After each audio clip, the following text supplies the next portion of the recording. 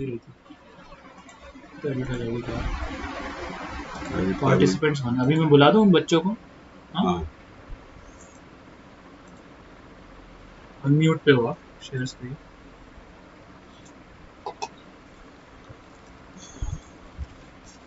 ये वाला ना एप्लीकेशन पॉज कर।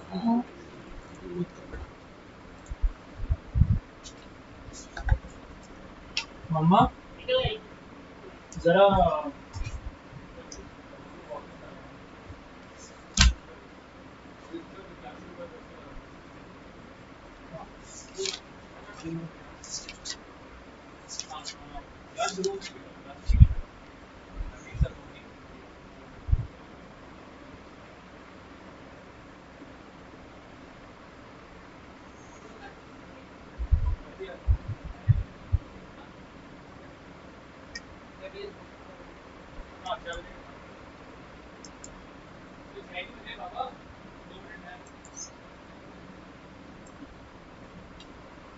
पापा इसके साथ एक अडाप्टर आया होगा।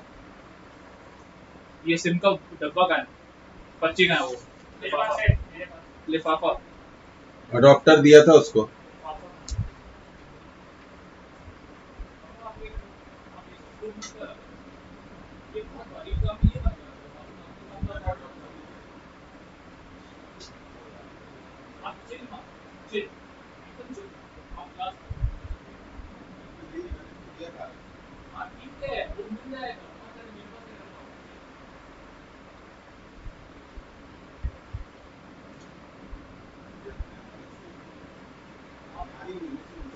अरे शांति पकड़ो ना थोड़ा सा।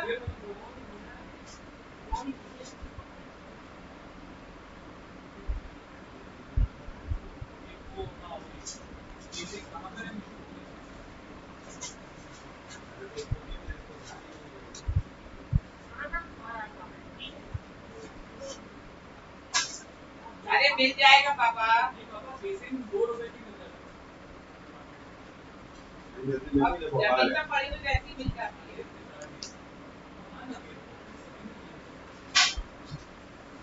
इनको गुस्सा इस बात की आ रही है, इसको बोला था कि हाँ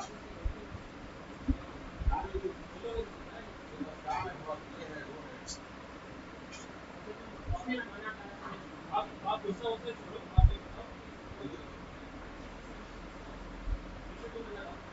तुम याद कर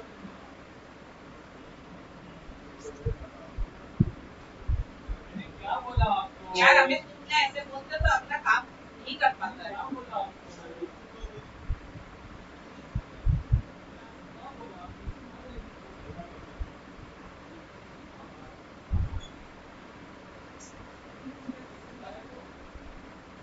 जिम्मेदारी किसी का बेटा जिम्मेदारी किसी का।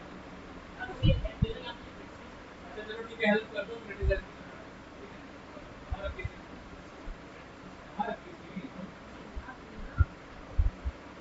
आपने तो दिया तुमको मालूम है।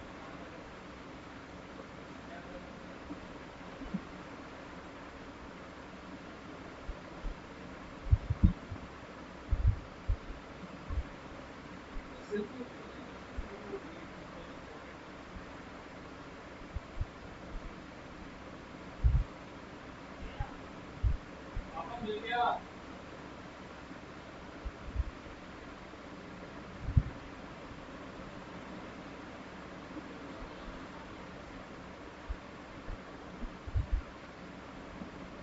पापा पापा मिल गया।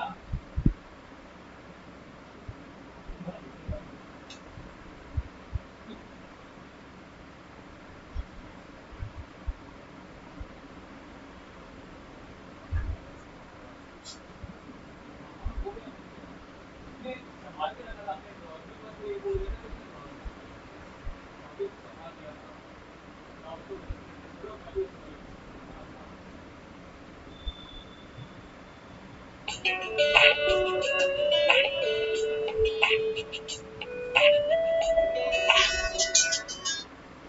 हाँ सर नमस्कार।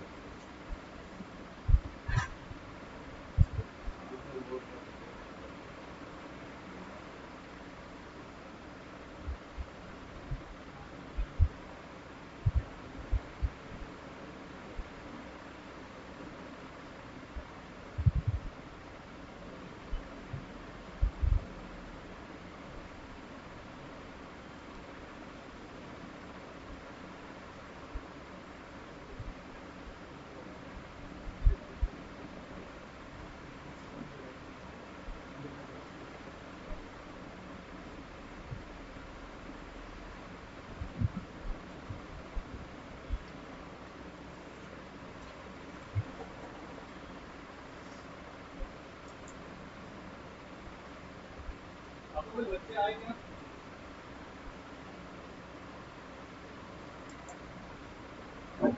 हाँ, एडमिट कर दो।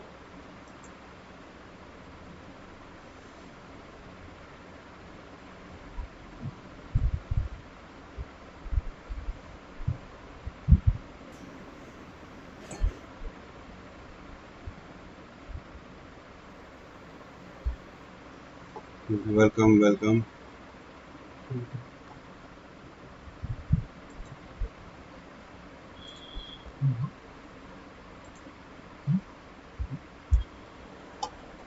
फोन पे बात।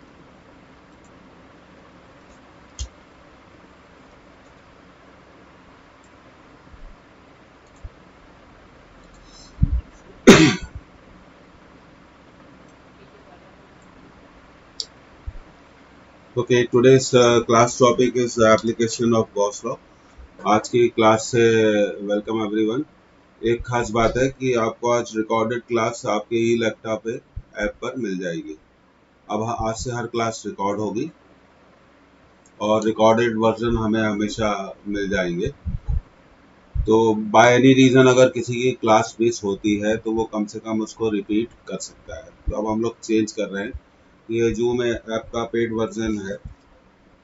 इसमें होस्टिंग में कोई प्रॉब्लम नहीं आएगी, वीडियो क्वालिटी भी बहुत अच्छी रहेगी और नोट्स और असाइनमेंट्स और ऑनलाइन टेस्ट के लिए ई लेक्चर रहेगा और लाइव क्लासेस और उनकी रिकॉर्डिंग के लिए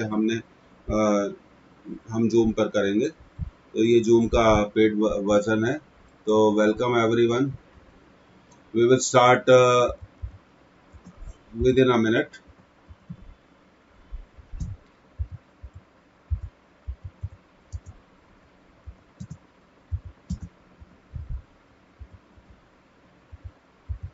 ओके, तो आज की क्लास को हम बिगिन करने जा रहे हैं। Application of Gauss law. जैसा कि आप जानते हैं कि गॉस लॉ की एप्लीकेशंस की हेल्प से हम इलेक्ट्रिक फील्ड को कैलकुलेट करेंगे फॉर ए चार्ज डिस्ट्रीब्यूशन। एक चार्ज डिस्ट्रीब्यूशन को हम इलेक्ट्रिक फील्ड कैलकुलेट करेंगे चार्ज डिस्ट्रीब्यूशन की। तो सबसे पहले गॉस लॉ को अप्लाई करने से पहले हम एक अच्छा क्वेश्चन करना चाहेंगे गॉस लॉ पे।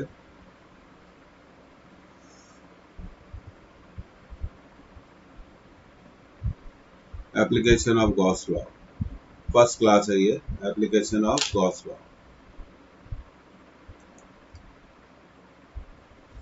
Okay, Saloni, you have come. That's good. Nice of you. So we are starting with the application of Gauss law.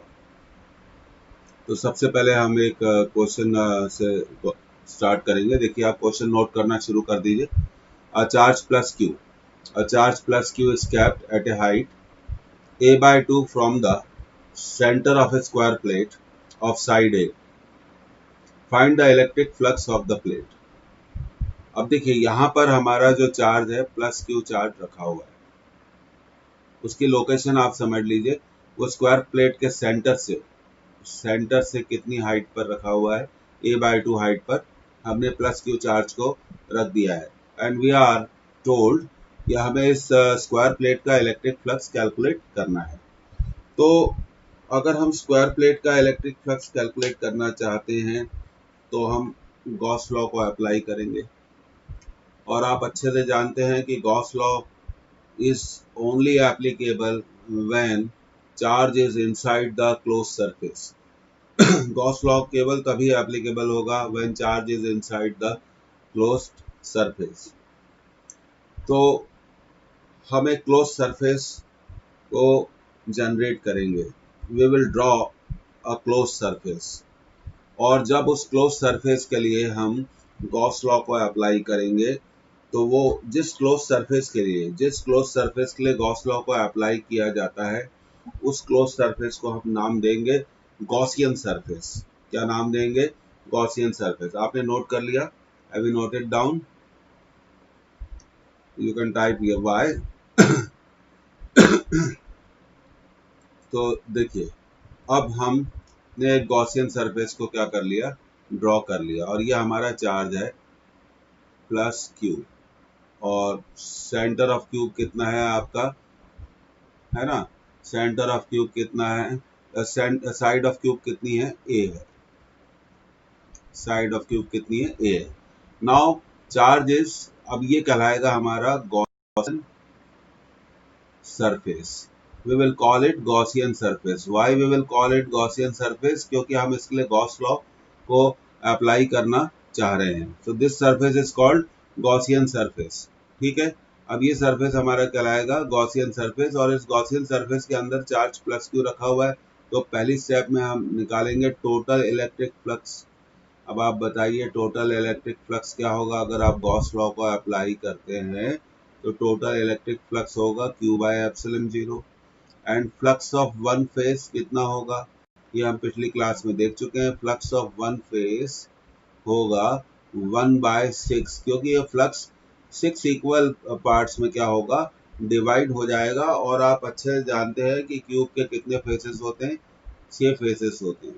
तो हमने एक इमेजिनरी सरफेस को ड्रॉ किया, क्या करा, हमने एक इमेजिनरी सरफेस को ड्रॉ किया, और वो इमेजिनरी सरफेस कहलाएगा हमारा गॉसियन सरफेस।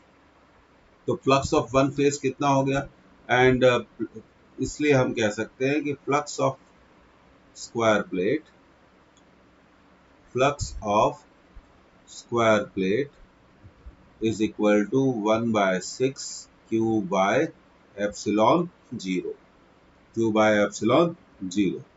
तो ये क्वेश्चन आपको क्लियर हो गया। तो जब whenever you need to apply the Gauss law, जब भी आपको गॉस लॉ अप्लाई करना है तो दो चीजें इंपॉर्टेंट हैं। पहली चीज, there must be some charge inside the surface. Second thing, the surface for which you want to apply the Gauss law should be closed one. वो सरफेस जिसके लिए आप गॉस लॉ अप्लाई करना चाह रहे हैं उसे क्लोज सरफेस होना जरूरी है, उसे क्लोज सरफेस होना जरूरी है। So I think you understand this question. So simply, if you understand, you can type y. तो बहुत अच्छा लगेगा कि अगर आप y टाइप करेंगे।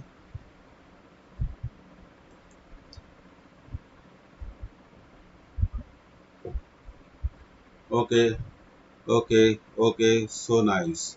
If you don't understand, you can type it. और अगर आप को बीच में कुछ बोलना है, if you want, कि हमें सर कुछ बोलना है तो मुझे बता दीजिए, sir I want to speak. तो क्लास के आखिरी में हम एक वो सेशन भी रख लेंगे। और ये बहुत पेड वर्जन है, आपको ऑडिबल है, दिखाई दे रहा है, एक चीज। दूसरी चीज, आवाज अच्छी है। तीसरी चीज, जब मैं लिखता हूँ तो आपके पास तुरंत पहुंचता है कि नहीं, ये हमें मालूम होना चाहिए। Okay, so nice. तो ये अब आपको अच्छा एक्सपीरियंस होगा। तो मैं यहाँ अपने लेवल पे कंटिन्यूसली कोशिश कर रहा हूँ कि चीज़ें क्या होती जाए, सुधरती जाए। तो ये क्वेश्चन आपको क्लियर हो गया। हम फिर से क्वेश्चन की लैंग्वेज पे चले जाते हैं। देखिए, charge plus Q is kept at A height a/2। हमें स्क्वायर प्लेट का फ्लक्स निकालना था, तो हमने एक इमेजिनरी सरफेस ड्रॉ कर दिया। और क्योंकि हमने इसलिए किया क्योंकि हमें गॉस लॉ को अप्लाई करना है। गॉस लॉ तभी अप्लाई हो सकता है whenever the charge is inside the closed surface. चलिए अब देखिए लाइन चार्ज। अब हम बात कर रहे हैं लाइन चार्ज की। Charge is uniformly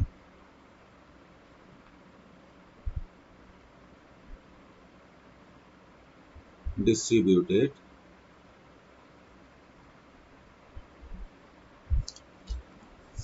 charge is uniformly distributed, ये बात आपको मालूम होनी चाहिए। Charge is uniformly distributed over a line of infinite length, infinite length। तो ये देखिए, हम इसको ड्रॉ कर लेते हैं। We can draw it plus plus plus plus plus plus plus. तो ये हमारा कहलाएगा लाइन चार्ज, ये हमारा कहलाएगा line charge.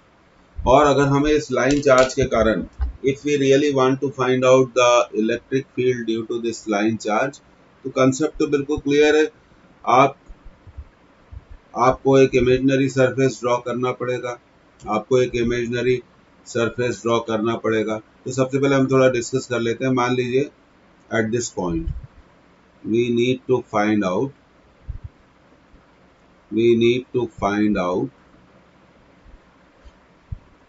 the electric field due to line charge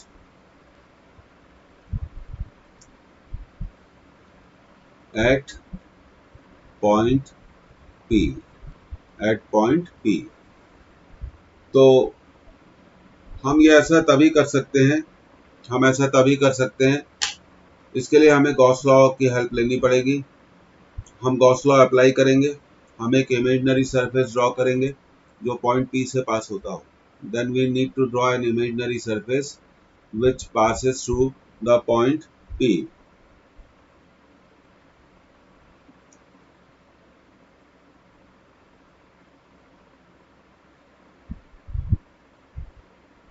We need to draw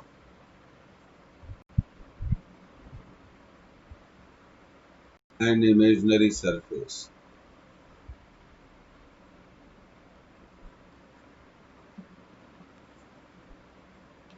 passing through P. आपकी बुक्स में भी आप इसे पढ़ सकते हैं। It is given in every book. Important बात यह है कि समझ में आना चाहिए, हमें समझ में आना चाहिए, तो इसको नोट कर लीजिए आप।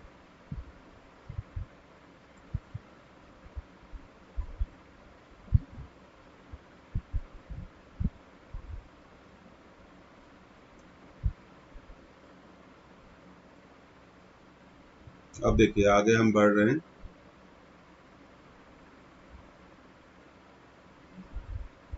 ये देखिए electric field due to a line charge. अब देखिए थोड़ा हम ड्रॉ कर देते हैं।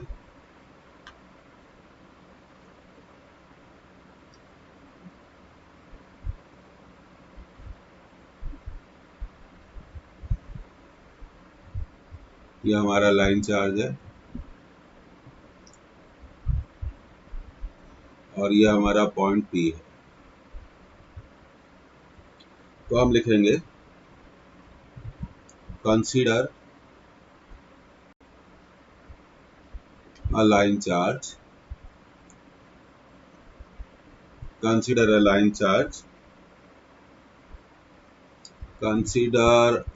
एक मिनट, हम थोड़ा इसको ऐसे लिखना चाहेंगे, थोड़ा प्रॉपर लैंग्वेज में लिखना चाहेंगे। Wait a minute.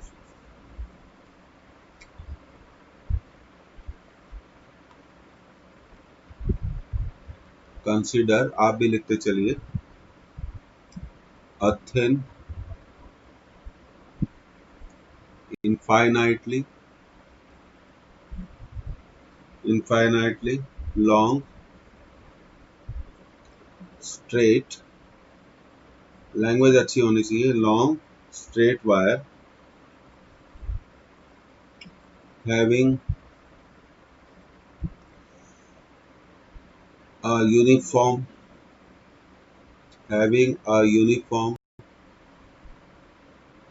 linear charge density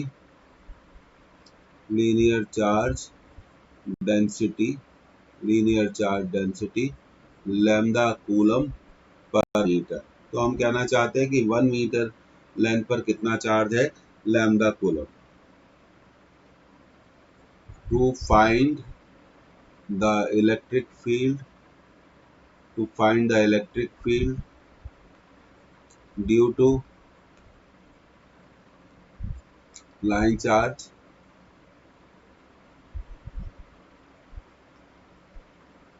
and a cylinder is drawn.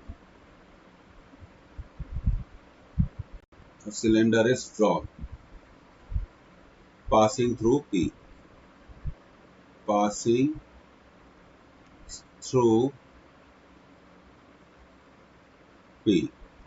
तो ये तो इनिशियल स्टेप्स हो गई कि P से पास होने वाला आपने एक सिलेंडर ड्रॉ कर लिया। अब हमने सपोज कर लिया कि let the length of cylinder is L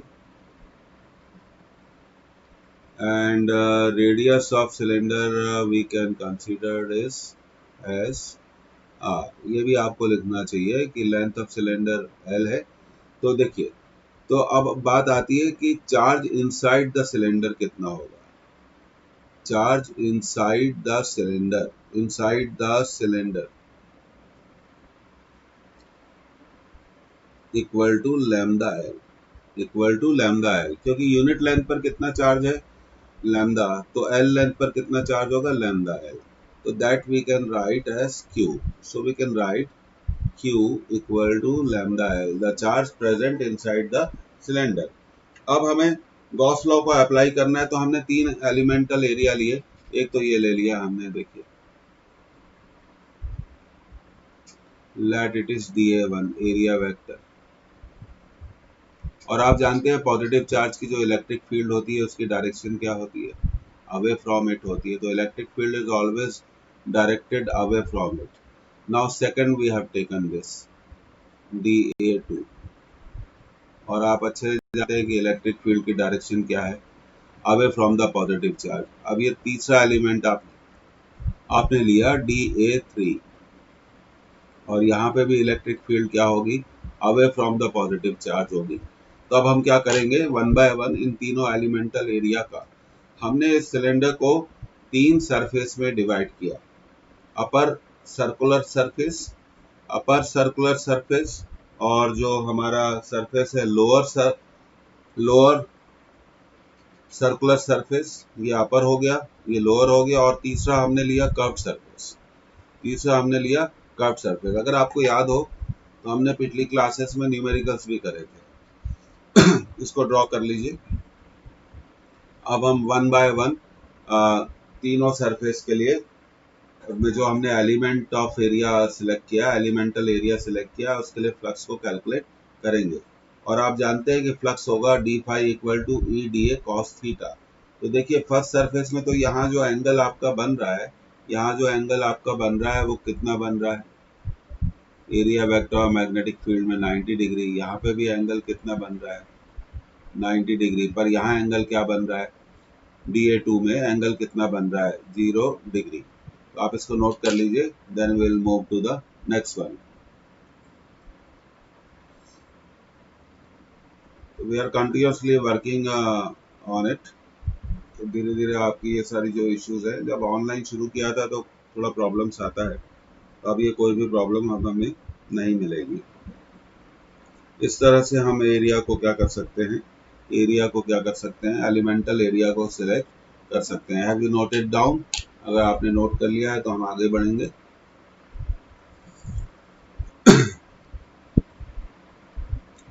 तो देखिए, नोट जरूर करें, क्योंकि क्या होता है, हम देख रहे हैं, हम सुन रहे हैं, हम लिख रहे हैं, तो ये मेमोरी तीन लेवल पे क्या करती है, पार्टिसिपेट करती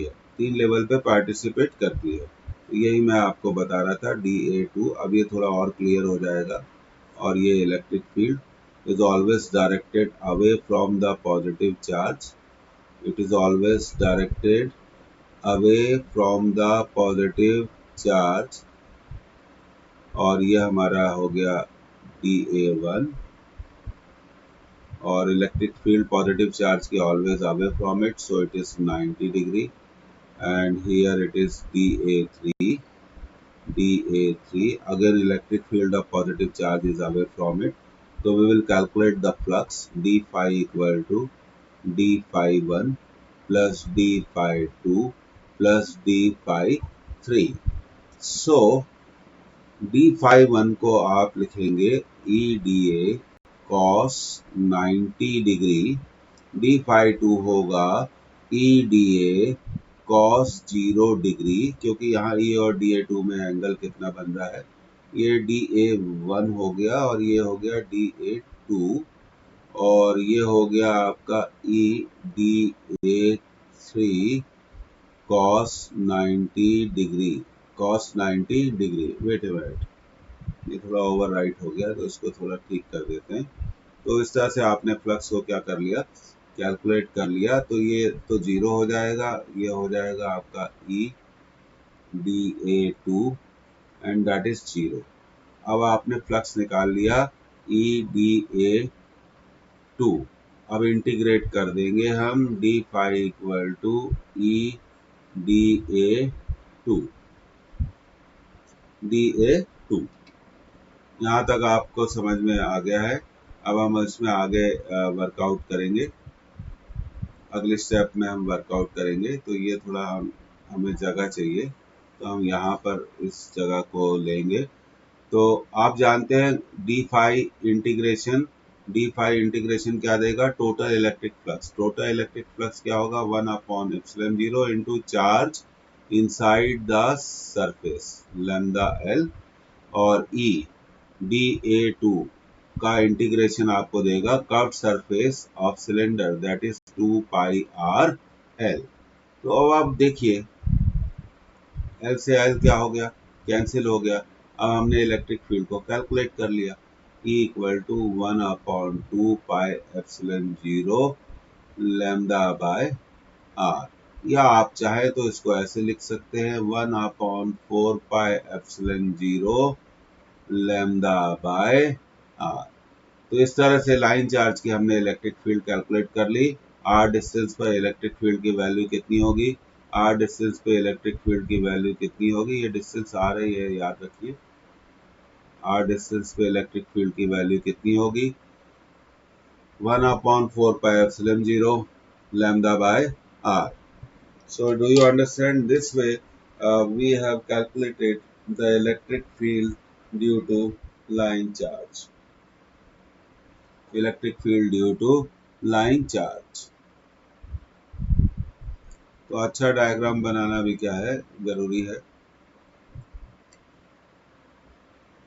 और डी फाई का इंटीग्रेशन क्या होगा, और ये मैं आपको बता चुका हूँ कि अंदर चार्ज कितना होगा, क्योंकि देखिए अंदर चार्ज कितना होगा, Q equal to lambda L.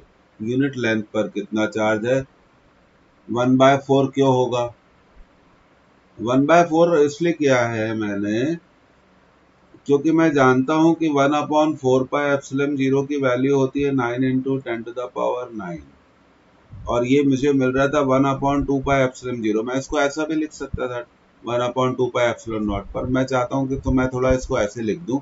और ये एक्चुअली, हाँ बिल्कुल आपने सवाल सही पूछा है, ये एक्चुअली मैं ये भूल गया। अब क्लियर है आपको, 2 lambda by r, 2 lambda by r। अब तो ठीक हो गया होगा ये, है ना।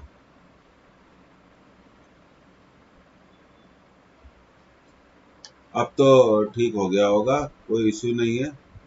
अब आपका ये सब चीज है। अब आप सलोनी आप चाहे तो बता सकती है कि आपको ये समझ में आया कि नहीं आया, यू कैन टेल मी। बाकी लोगों को समझ में आ गया। तो ये मैं 2 का मल्टीप्लिकेशन करना भूल गया था। अब मैं एक और चीज आपको यहाँ बताना चाहता हूँ कि अब आपने नोट कर लिया, अच्छा ठीक है, ठीक है, समझ में आ गया आपको, तो अभी अच्छी बात है। तो मैं आपको ये बताना चाहता हूँ, यहाँ पर जो इलेक्ट्रिक फील्ड है हम कह सकते हैं इनवर्सली प्रोपोर्शनल टू r हो गई। अगर हम इसका ग्राफ बनाएंगे, if we make a graph variation of electric field, ये इस तरह से आपका ये ग्राफ बनेगा। और इस ग्राफ को मैथमेटिकली कहते हैं रेक्टेंगुलर हाइपरबोला, रेक्टेंगुलर हाइपरबोला। ये ग्राफ भी आप ड्रॉ कर लीजिए, ये भी आपको मालूम होना चाहिए। इन माई 35 ईयर्स ऑफ टीचिंग एक्सपीरियंस मैंने काफ़ी जगह पढ़ाया है। अगर आपको अच्छा नॉलेज नहीं होगा physics, chemistry, maths, botany, zoology, तो आप कभी भी परफॉर्म नहीं कर सकते। और मुझे और कई बार क्या होता है कि हम जो हमें पढ़ाना चाहिए हम पढ़ा देते हैं, तो फिर बच्चे भाग जाते हैं, बोले ये तो बहुत उल्टा सीधा पढ़ा रहे हैं। आपको अपना अच्छा एम रखना चाहिए। तो ये देखिए, ये आपको क्लियर हो गया। अब आप इसको भी नोट कर सकते हैं। अब तो सब क्लियर हो जाना चाहिए कि हम इसको कैसे कैलकुलेट कर सकते हैं। अब आपको ये भी समझ में आ गया होगा कि हमें गॉस लॉ अप्लाई करने के लिए इमेजिनरी सरफेस को ड्रॉ करना पड़ता है, जब हम उस इमेजिनरी सरफेस को ड्रॉ करते हैं जिससे कि हमारा चार्ज सरफेस के अंदर आ जाए।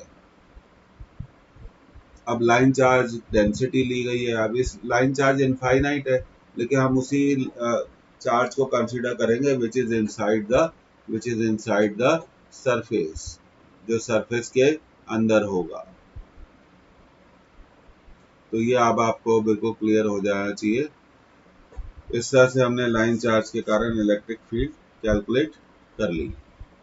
और रहा सवाल ग्राफ के बारे में, तो ये अब आपको याद रखना चाहिए। आप इलेक्ट्रिक फील्ड का ऐसे भी लिख सकते हैं 1/2πε0 λ/r। मैंने इसलिए ऐसा लिखा क्योंकि मैं चाहता हूं कि ये मुझे इसकी वैल्यू मालूम है, 9 × 10⁹ तो मैंने न्यूमरेटर डिनोमिनेटर से 2 को मल्टीप्लाई कर दिया and E is inversely proportional to R. और ये फिर मैं ग्राफ को और अच्छे से यहाँ बना सकता हूँ, इट इज लाइक दिस। तो हम यहाँ ये भी लिख सकते हैं is inversely proportional to R. तो फिर इस ग्राफ आपको मालूम होना चाहिए रेक्टेंगुलर हाइपरबोला का। देखिए X Y equal to constant, थोड़ी आपको कोनिक्स सिखा देते हैं।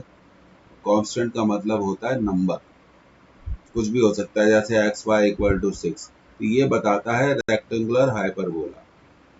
अब ये किताबों में नहीं मिलेगा आपको, हम लोग IIT वगैरह के लिए पढ़ाते हैं, तो अब हम लोगों को मालूम होता है कि क्या पढ़ाना पड़ता है।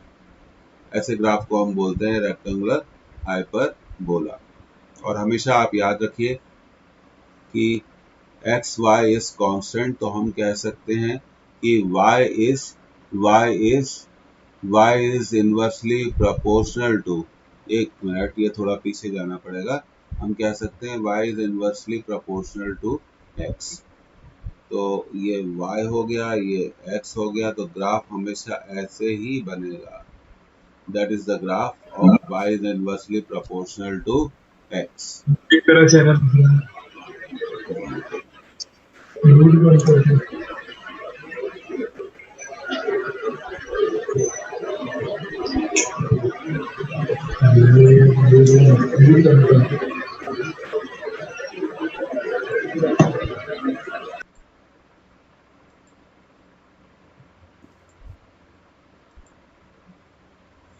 तो ये हम आगे बढ़ सकते हैं।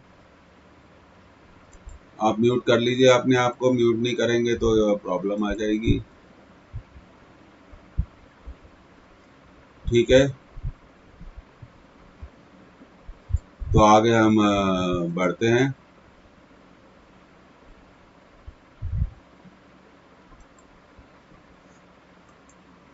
तो अगला कंसेप्ट करने जा रहे हैं। ये सब चीजें छोटी छोटी हैं, मालूम होनी चाहिए। Now will move to the next one, next slide. Electric field due to uniformly charge thin spherical shell. Thin spherical shell, ये थोड़ा यूनिफॉर्मली की स्पेलिंग आप सुधार लीजिएगा, यूनिफॉर्मली ये स्पेलिंग होगी। I will make a correction. सब जल्दबाजी में हम लोग भी टाइप करते हैं, तो ये आप इसको मिटा दीजिए। Electric field due to uniformly charged thin spherical shell, charge thin spherical shell. तो देखिए पहली बात तो आपको मालूम होना चाहिए ये uniformly charge thin spherical shell है, इसका मतलब ये अंदर से हॉलो है। That means it is the hollow from the inside. Let charge plus q is uniformly distributed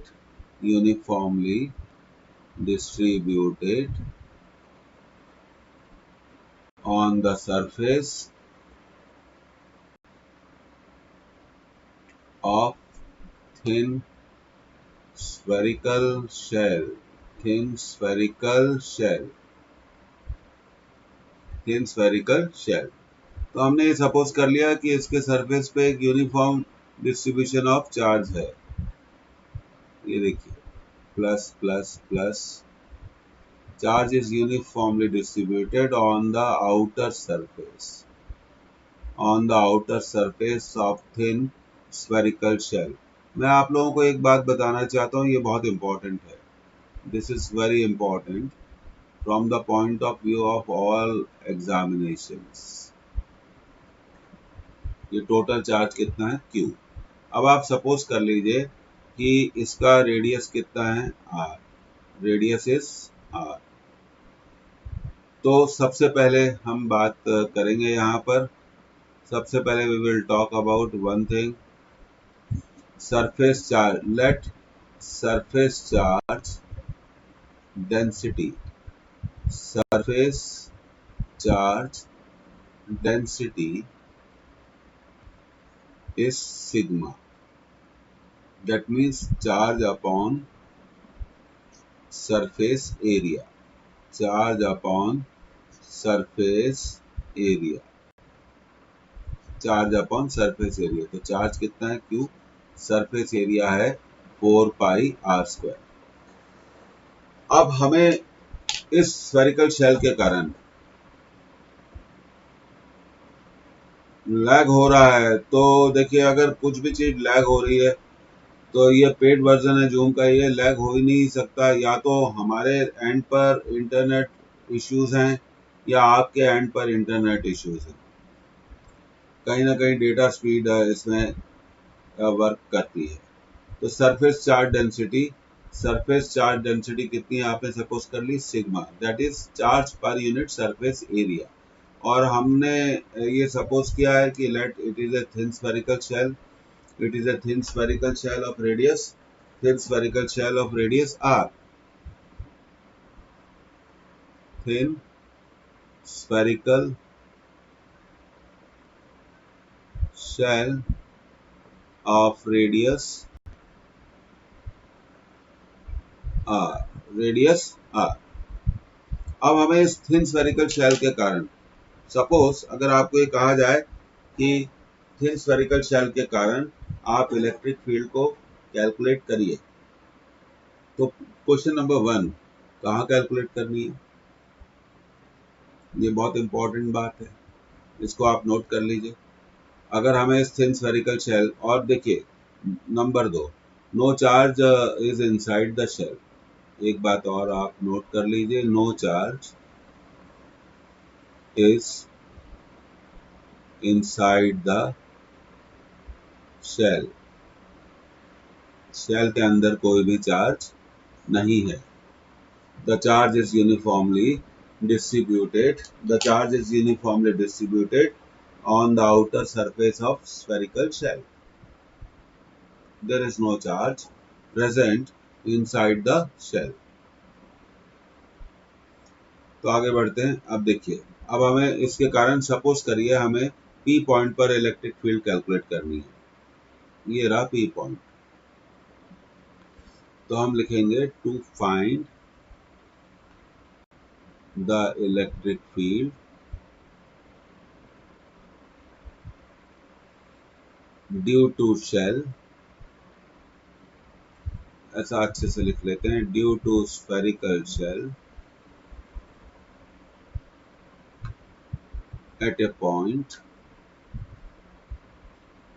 P outside the spherical shell.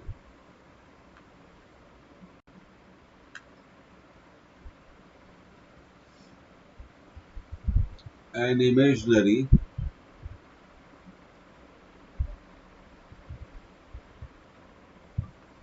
sphere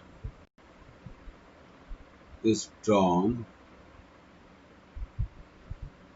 passing through P. passing through P. और अब देखिए, यहाँ पे बहुत सारी बातें इंपॉर्टेंट है जो हमें मालूम होनी चाहिए.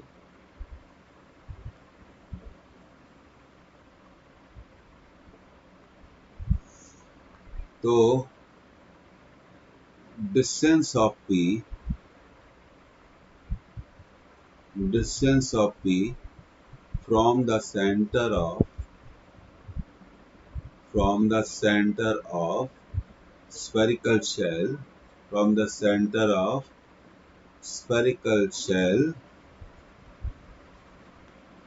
is x। तो ये हमारा कहलाएगा गॉसियन सरफेस, क्योंकि हम इस सरफेस के लिए गॉस लॉ अप्लाई करना चाहते हैं। और ये सरफेस हमने क्यों ड्रॉ किया, जिससे कि हमारा जो चार्ज है वो इनसाइड द शेल आ जाए। Okay Riya, welcome. आपकी तबीयत खराब है?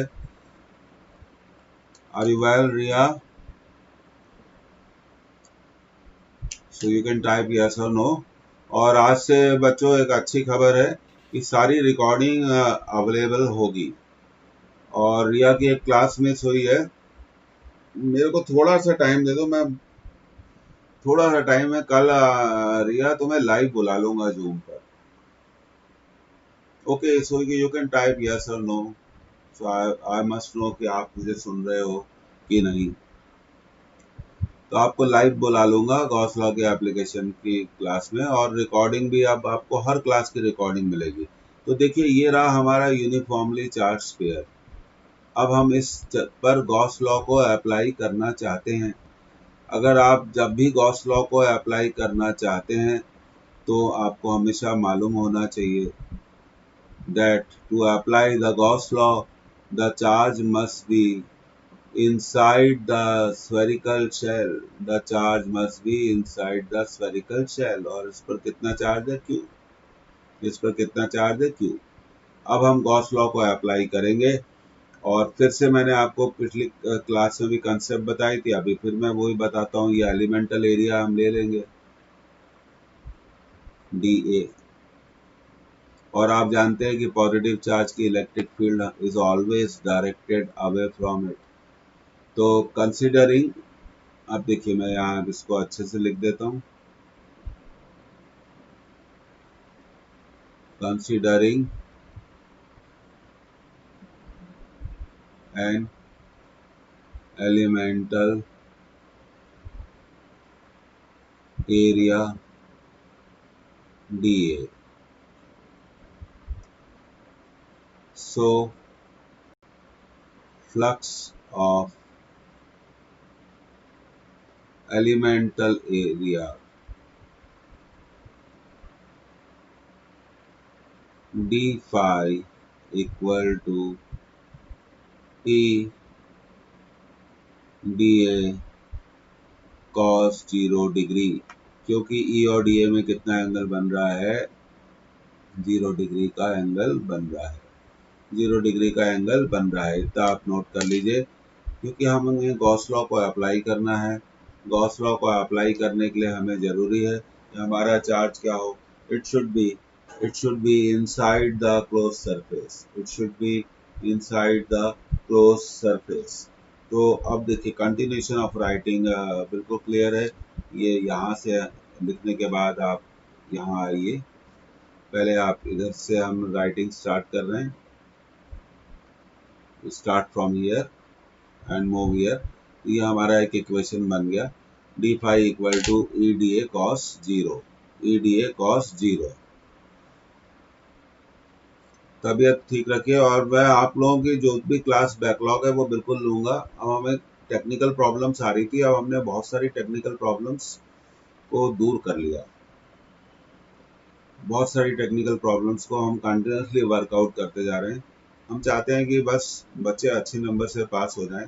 आप बिल्कुल मत सोचिए स्कूल कब खुलेगा नहीं खुलेगा, जब भी खुलेगा जो भी होगा सबके लिए सेम होगा, तो कोई चिंता वाली बात नहीं है। तो ये पॉइंट क्या था हमारा, पॉइंट पी था, है ना, ये थोड़ा ध्यान रखिए। तो अब हम अगली स्लाइड पर मूव कर रहे हैं। तो थोड़ा फिर से पिछली स्लाइड को बता दें। इलेक्ट्रिक फील्ड ड्यू टू, यहाँ आप चाहें तो लिख सकते हैं, electric field due to uniformly charged thin spherical shell. तो हमने सपोज करा कि इस थिन स्फेरिकल शेल पर कितना चार्ज दिया था, हमने टोटल चार्ज कितना दिया था, प्लस क्यू, और ये यूनिफॉर्मली आउटर सरफेस पे क्या हो गया, डिस्ट्रीब्यूट हो गया, और इसके अंदर कोई भी चार्ज नहीं है।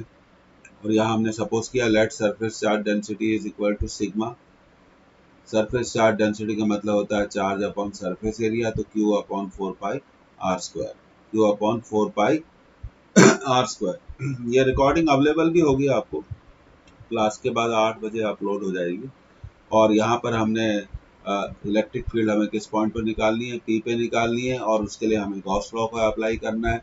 तो पी से पास होने वाला हमने एक इमेजिनरी स्फीयर ड्रॉ कर लिया, जो व्हाइट कलर का आपको स्फीयर दिख रहा है, और इसे हम बोलेंगे गॉसियन सरफेस।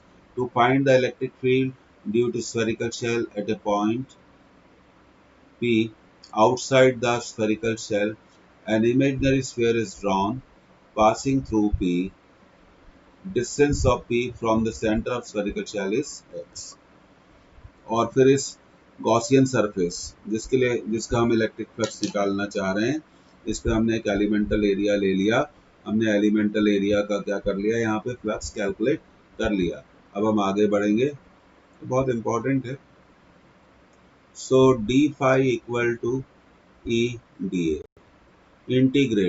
इंटीग्रेटिंग का मतलब हम ऐसे सभी एलिमेंट्स के इलेक्ट्रिक फ्लक्स को ऐड कर रहे हैं, are adding, integrating E D A, और ये देगा आपको, उसका मतलब है टोटल इलेक्ट्रिक फ्लक्स। और आप जानते हैं कि टोटल इलेक्ट्रिक फ्लक्स को हम लिख सकते हैं 1/ε0 multiplied by the charge enclosed by the surface। अब वापस हम जाते हैं कि सरफेस के अंदर कितना चार्ज है। अब देखिए सरफेस के अंदर कितना चार्ज है, क्यू। सरफेस के अंदर कितना चार्ज है, क्यू हमने मान लिया था, इसलिए मैं आपको वापस इस स्लाइड पर ले गया। तो ये डी फाई इंटीग्रेशन हो जाएगा 1/ε0 इंटू क्यू। यहाँ पे हम इस इक्वेशन में रख देंगे q/ε0, और यहाँ देखिए राइट में e will come out and D A. अब डी ए क्या बताएगा, डी ए इंटीग्रेशन, जिसका मतलब ये होता है, याद रखिए, surface area of Gaussian, please mute yourself, Gaussian surface, Gaussian surface, Gaussian surface, Gaussian surface, Gaussian surface. अब गॉसियन सरफेस, आप फिर पिछली स्लाइड पे जाएंगे, ये देखिए जो आपका व्हाइट सरफेस है ये गॉसियन सरफेस है। आप खुद देखिए इस व्हाइट सरफेस की रेडियस कितनी दिखाई दे रही है आपको, इस व्हाइट सरफेस की रेडियस दिखाई दे रही है ना, x। तो गॉसियन सरफेस का एरिया कितना होगा, वो व्हाइट वाला सरफेस है, जो वो गॉसियन सरफेस है, उसका एरिया क्या होगा, 4πx², 4πx²। तो ये हो जाएगा हमारा q/ε0 equal to e into 4πx²। इसे नोट कर लीजिए, हम अगली स्लाइड पे जाने वाले हैं।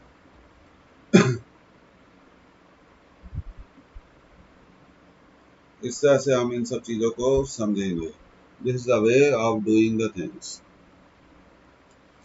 आई am trying to improve gradually. अब हम हर चीज को इम्प्रूव करेंगे, ये हमारा कमिटमेंट है, आपसे भी कमिटमेंट है, खुद से भी कमिटमेंट है। म्यूट रखिए आप अपने आप को।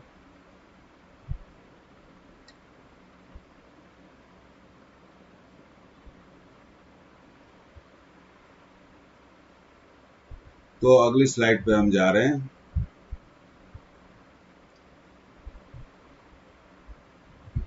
तो देखिए अब इलेक्ट्रिक फील्ड हो गई 1/4πε0 q/x²। तो अब हमारा रिजल्ट तैयार हो गया। ये हमारा थिन स्फेरिकल शेल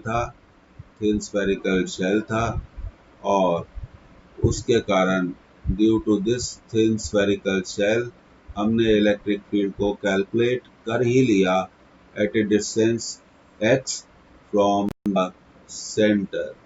तो अब हम जानते हैं at a distance x from the centre electric field की वैल्यू होगी E equal to 1/4πε0 q by x square. तो x क्या हो गया, distance from the centre, distance from the centre, distance from the centre, q क्या हो गया, charge on spherical shell, charge on spherical shell. तो ये फॉर्मूला तभी एप्लीकेबल होगा, ये फॉर्मूला तभी एप्लीकेबल होगा when we are finding the electric field at a point outside the shell, at a point outside the shell, at a point outside the shell. तब आप ये फॉर्मूला यूज कर सकते हैं। तो क्लियरली यहाँ पे हमें एक पैटर्न देखने को मिलता है, E is inversely proportional to X square, E is inversely proportional to X square. और इस पर चार्ज कितना है, Q चार्ज हमने दिया हुआ है, इसे आप नोट कर लीजिए।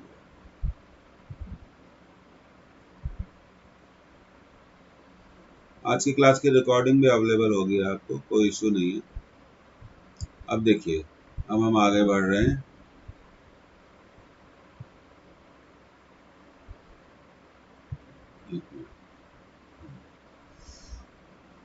To find the electric field due to uniformly charged thin spherical shell, thin spherical shell at a point, ये बहुत इंपॉर्टेंट है कि कहाँ में, which is on the shell, which is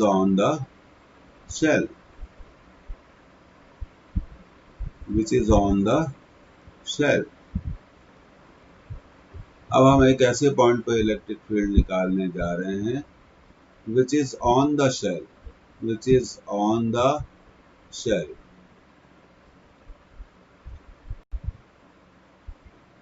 अब ये हम इस पॉइंट P पर इलेक्ट्रिक फील्ड निकाल रहे हैं, तो यहाँ पर डेफिनेटली इस पॉइंट का सेंटर से डिस्टेंस किसके इक्वल होगा, रेडियस के इक्वल होगा। If point P, we can write, if point P lies on the shell, then distance of point P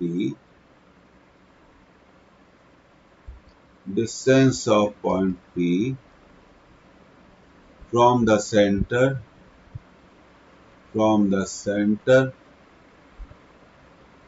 is equal to r। तो x इक्वल टू r हो गया। अब हम फॉर्मूले में रख देंगे E equal to 1/4πε0 q by x square। So electric field will become 1/4πε0 q by r square। तो ये फॉर्मूला आप तब लगाएंगे then when we are asked to find the electric field at a point which lies on the spherical shell। उस case में ये हम formula लगाएंगे जब हमारा पॉइंट स्फेरिकल शेल पर हो। तो आप इसको नोट कर लीजिए।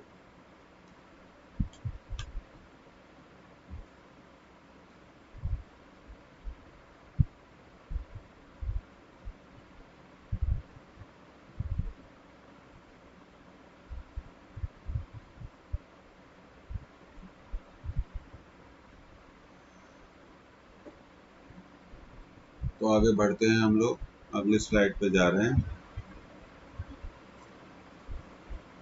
ये नोट कर लिया आप लोगों ने, एक मिनट और आप नोट कर सकते हैं।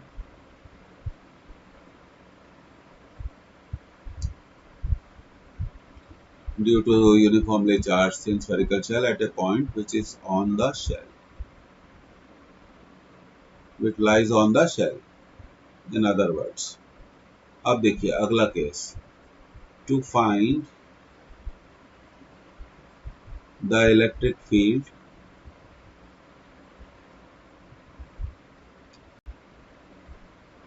due to uniformly charged thin spherical shell at a point which lies inside the shell, तो हमें एक ऐसे पॉइंट पर इलेक्ट्रिक फील्ड कैलकुलेट करनी है which is inside the shell. तो दिस इज वेरी सिंपल। अब इस क्वेश्चन का आंसर बहुत सिंपल है। Since there is no charge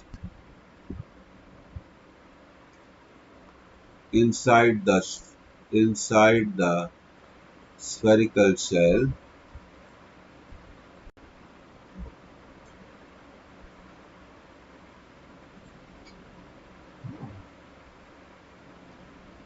so electric field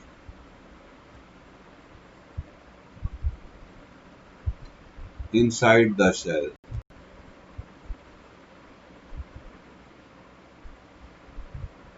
will be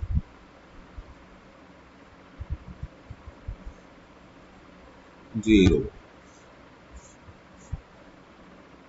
So because you know that charge creates electric field around it. If there is no charge inside the spherical shell, then there will be no electric field inside the spherical shell. अब देखिए आप जैसे note कर लिया, हम अगली slide पे जाएंगे। Will move to the next slide. देखिए variation of electric field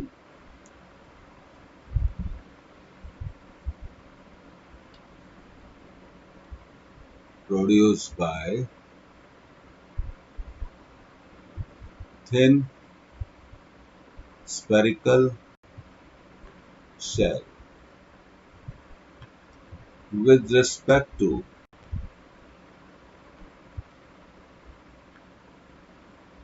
distance from the center of shell.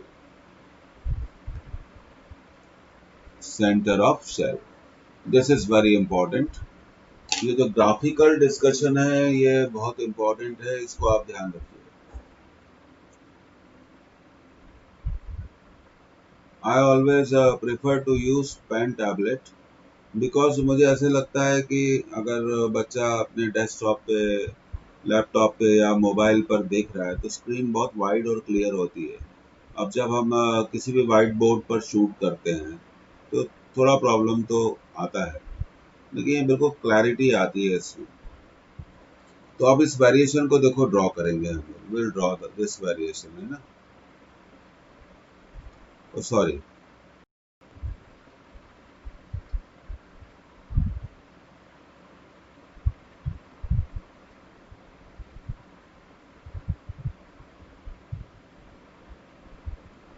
अब इसको कैसे ड्रॉ किया जाएगा आप ये देखिए। सबसे पहले, हाँ बोलिए क्या पूछना चाहते हैं आदित्य, आप क्या पूछना चाहते हैं? You can type.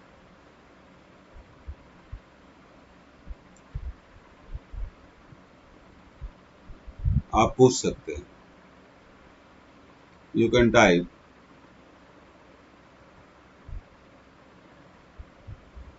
तो हम वेरिएशन को थोड़ा ड्रॉ करने जा रहे हैं, आप थोड़ा ध्यान दीजिएगा इस पे कि इसको कैसे किया जाता है। पासवर्ड बता दीजिए सर, मीटिंग पासवर्ड नकुल का हट गया है सर। हाँ कोई इश्यू नहीं है, देखिए नेटवर्क का आपको बहुत स्ट्रांग चाहिए क्लास अटेंड करने के लिए। सर नेटवर्क से ही आ रहा है, वो नकुल का हट गया है मीटिंग पासवर्ड, वो पूछना है सर। अच्छा, उसको नहीं मिला? सर वो ओके। अपने आप मीटिंग पासवर्ड चाहिए सर। अच्छा, मीटिंग पासवर्ड चाहिए, तो आप एक काम करिए, मैं आपको बता देता हूँ। आप एक कॉल लगा लीजिए, कॉल लगा लीजिए आप। आपके पास नंबर्स हैं? कॉल लगा रहा हूँ। हाँ, कॉल लगा लीजिए। अब देखिए इस ग्राफिकल वेरिएशन को कैसे स्टडी करेंगे, ये बहुत इम्पोर्टेंट है। देखिए अब आप इसको ड्रॉ करिए, देखिए कैसे ड्रॉ किया जाता है। ये तो हमने ड्रॉ कर दिया, हमारा एक्सिस सिस्टम सिंपल है। और यहाँ पे आप ड्रॉ करिए एक स्फीयर। ओके, अब यहाँ पे इस एक्सिस पे हमने ले लिया इलेक्ट्रिक फील्ड और यहाँ ले लिया डिस्टेंस फ्रॉम द सेंटर। अब आप जानते हैं कि अंदर तो कोई भी इलेक्ट्रिक फील्ड नहीं होती, तो ये यहाँ पर हम बोलेंगे एक्स किसके इक्वल है, आर के इक्वल है। अब देखिए ग्राफ कैसे ड्रॉ किया जाता है, आप इसको थोड़ा आप लोग सीखिए, you try to learn this. देखिए there is no electric field inside, ये जो ग्राफ है ये हमने रेड कलर से ड्रॉ किया है। और जैसे ही हम सेंटर पे पहुंचे, सरफेस पे पहुंचे, तो इलेक्ट्रिक फील्ड क्या हो गई, इलेक्ट्रिक फील्ड क्या हो गई, देखिए जनरेट हो गई और उसकी वैल्यू हो गई 1/4 pi epsilon naught Q by R square. अब हम सेंटर से बाहर जा रहे हैं, तो इलेक्ट्रिक फील्ड क्या हो रही है, कम हो रही है। सो दिस इज द वे। ये देख रहे हैं आप रेड कलर का, ये बहुत बार एग्जामिनेशन में आया है। कैन यू बिलीव ये कि सीबीएसई बोर्ड में 8-10 बार पूछा जा चुका है। कैन यू बिलीव ये आईआईटी के एडवांस पेपर में पूछा जा चुका है। कैन यू बिलीव ये जेई में से इंडिया का ऐसा कोई भी एग्जामिनेशन नहीं है जिसमें ग्राफ ना पूछा गया हो। तो देखिए ग्राफ जो मैंने बताया है ये रेड कलर वाला ग्राफ है, और ये ग्राफ बताता है कि अंदर इलेक्ट्रिक फील्ड जीरो से, यहाँ देखिए यहाँ पे ओरिजिन पे x इक्वल टू जीरो, मतलब आप सेंटर पे हैं। और जैसे जैसे आप सेंटर से सरफेस पे जाएंगे तो distance from the centre sorry distance from the centre will increase, पर अंदर इलेक्ट्रिक फील्ड क्या होगी, जीरो। तो ये जीरो बता रहा है। जैसे ही आप सरफेस पे जाएंगे इलेक्ट्रिक फील्ड डेवलप हो जाएगी। अब आप देखिए सरफेस से क्या आ रहे हैं, बाहर आ रहे हैं। तो दिस इज मोस्ट इम्पॉर्टेंट, ये आपको याद रखना चाहिए, मोस्ट इम्पॉर्टेंट। एंड डेफिनेटली अगर आप एनसीईआरटी और कोई भी रेफरेंसेस पढ़ेंगे तो आपको उसमें कहीं ना कहीं ये सब मिल जाएगा। इस ग्राफ को थोड़ा ज़्यादा ध्यान दीजिए, ये बहुत इम्पोर्टेंट है। और मुझे नहीं मालूम, आज आपको मैं एक सीक्रेट बताना चाहता हूँ कि I never read the book, क्योंकि मुझे इतना मालूम है कि सिलेबस क्या है। तो सिलेबस के हिसाब से हम लोग, क्योंकि हमने एडवांस लेवल पे बहुत सारी चीज़ों की पढ़ाई करी होती है, तो ये सब चीज़ें हम लोगों के लिए क्या है, और टू बी वेरी ऑनेस्ट बहुत आसान होती है। तो इस ग्राफ को आप ध्यान रखिए। अब हम अगले स्लाइड पर जा रहे हैं। तो अब आप देखिए, यह हमने एक थिन स्फेरिकल शेल बना लिया, इससे अच्छा नहीं बन सकता। अब आप देखिए, अब हम यहाँ पर इलेक्ट्रिक फील्ड निकाल रहे हैं at a distance x from the centre. Electric field will be directed away 1/4 pi epsilon 0 Q by x square. और अगर हम इस पॉइंट पर इलेक्ट्रिक फील्ड निकाल रहे हैं तो वो होगी 1/4 pi epsilon 0 Q by R square. और अगर हम इनसाइड इलेक्ट्रिक फील्ड निकाल रहे हैं तो यहाँ पर तो भैया इलेक्ट्रिक फील्ड की वैल्यू जीरो ही होगी। इलेक्ट्रिक फील्ड की वैल्यू क्या होगी, जीरो होगी। तो हमेशा आप ये ध्यान रखा करिए कि आपको जब इलेक्ट्रिक फील्ड पूछी जाए due to thin spherical shell, तो आप हमेशा इस बात को आप ध्यान रखिए कि वो कहाँ पूछी जा रही है, उस पॉइंट की लोकेशन क्या है। If point is located outside the shell, use the formula E equal to 1/4 pi epsilon 0 q by x square. Okay. If point is on the shell, then use the formula E equal to 1 upon 4 pi epsilon 0 q by r square. If point is inside the shell, definitely electric field. So electric field inside will be 0. On the surface, electric field will be 1 upon 4 pi epsilon naught q by r square. Outside the surface will be 1 upon 4 pi epsilon 0 q by x square, where x distance distance from the center